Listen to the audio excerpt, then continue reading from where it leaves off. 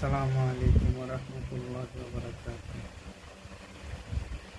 প্রিয় এভরিওয়ান, মাগরিবের নামাজ পড়ে সরাসরি সূরা ওয়াকিয়া পড়ে আপনাদের মাঝে লাইভে আসলাম। তো সবাই কেমন আছেন? আলহামদুলিল্লাহ, আমি অনেক ভালো আছি।